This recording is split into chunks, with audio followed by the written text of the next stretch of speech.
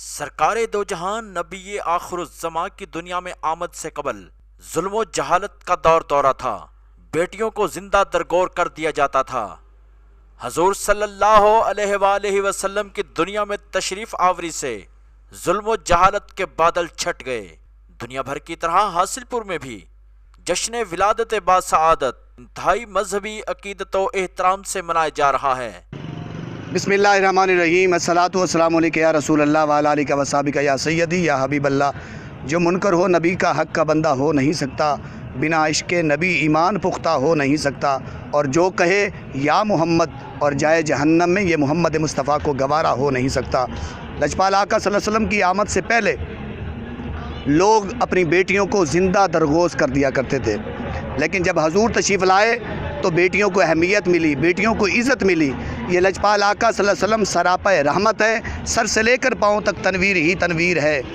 گفتگو سرکار کی قرآن کی تفسیر ہے، سوچتی تو ہوگی دنیا میرے مصطفیٰ کو دیکھ کر وہ مصور کیسا ہوگا جس کی یہ تصویر ہے۔ میرے حضور سر سے لے کر پاؤں تک سراپا رحمت ہیں۔ میرے حضور صرف انسانوں کے لیے رحمت نہیں ہے، پوری کائنات کے لیے رحمت ہے۔ اللہ پاک ہم سب کو حضور علیہ الصلوۃ والسلام کی محبت نصیب فرمائے۔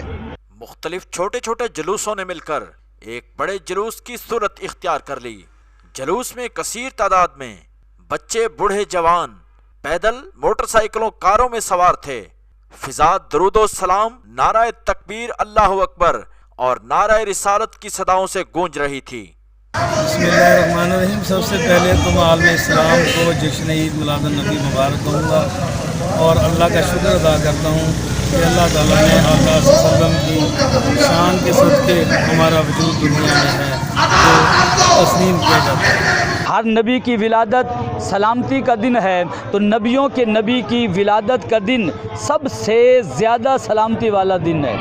تو آج ہم تمام مسلمان اس دن کو سیلیبریٹ کر رہے ہیں اور ہمارا یہ حق بنتا ہے، اس لیے کہ سب نعمتوں سے بڑی نعمت بھی حضور کی ذات، سب رحمتوں سے بڑی رحمت بھی حضور کی ساتھ، اور یہ وہ رحمت ہے جو دنیا میں بھی ہمارے لیے سرمایہ افتخار ہے، قبر میں بھی اسی رحمت کا آسرا ہے اور حشر میں بھی اسی رحمت کا آسرا ہے۔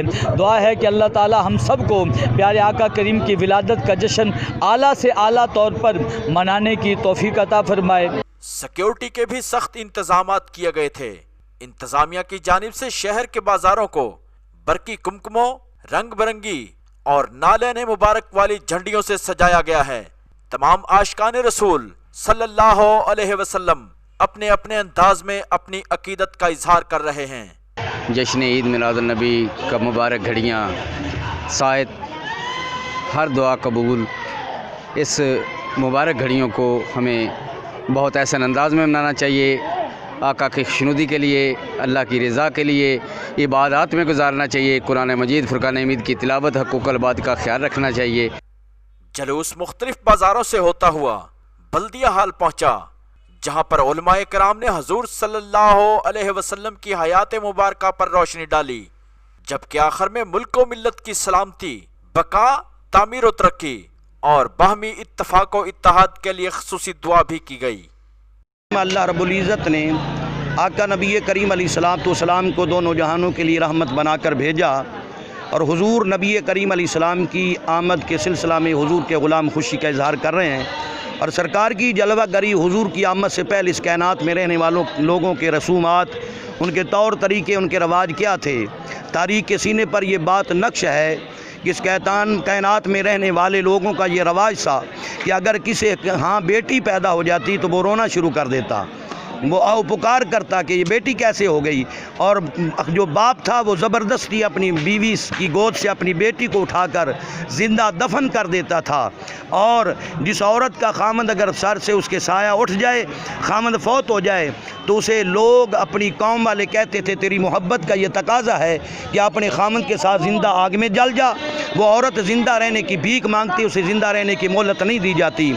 لیکن حضور کی آمد سے پہلے اس عورت کو آگ کی نظر کیا جاتا ہے، اور آقا نبی کریم علیہ السلام کی آمد سے پہلے لوگوں کا یہ رواج، اگر کوئی طاقتور آدمی ہے، اگر کوئی طاقت والا، قوت، مال و دولت والا ہے، وہ کسی غریب کو، طاقتور انسان کو زبردستی اپنا غلام بنا لیتا تھا۔ وہ کوئی کام کاج کے لیے، کوئی گھر کے کام کے لیے، بچے کھلانے کے لیے، سبزی لانے کے لیے، یہ حضور نبی کریم علیہ السلام کی آمد سے پہلے یہ لوگوں کا حال تھا۔ لیکن آقا نبی کریم علیہ السلام کی آمد سے پہلے اٹلی جو عیسائیت تک کا بہت بڑا مرکز ہے، وہاں کے لوگ کیا کرتے تھے، وہ ایک قیدی کو بھوکے شیر کے سامنے پھینکتے، وقت کا بادشاہ اور اس علاقے کی پبلک لوگ دیکھ رہے ہیں، شیر اس آدمی پر اٹیک کرتا ہے، وقت کا بادشاہ اور لوگ اس انسان کی موت کا تماشا دیکھ کے تاڑیاں بجاتے تھے۔ لیکن حضور کی آمد سے پہلے، لیکن یاد رکھو، نہ جانے حضور کی آمد سے پہلے کتنیاں بچیاں جنہیں زندہ دفن کیا گیا، نہ جانے کتنی عورتیں جنہیں آگ کی نظر کیا گیا، کتنے لوگ جنہیں زبردستی غلام بنایا گیا۔ لیکن جب غلاموں کی آہیں، جب بچیوں کی پکاریں، جب غلاموں کی بیوہ کی آہیں آسمان سے ٹکرائیں، تو آمنہ کی گود میں محمد تشریف لائے۔ ظلمت و جہالت کے بادل چھٹ گئے، ہر طرف نور کا اجالا ہو گیا۔ اللہ تبارک و تعالیٰ نے اپنے پیارے محبوب صلی اللہ علیہ وسلم کو تمام جہانوں کے لیے رحمت بنا کر بھیجا، اور آپ صلی اللہ علیہ وآلہ وسلم کی حیات مبارکہ قیامت تک کے تمام انسانوں کے لیے مشن لے رہا ہے۔ کیمرہ ٹیم کے ساتھ ملک عبدالرشید، نشاط نیوز، حاصل پور۔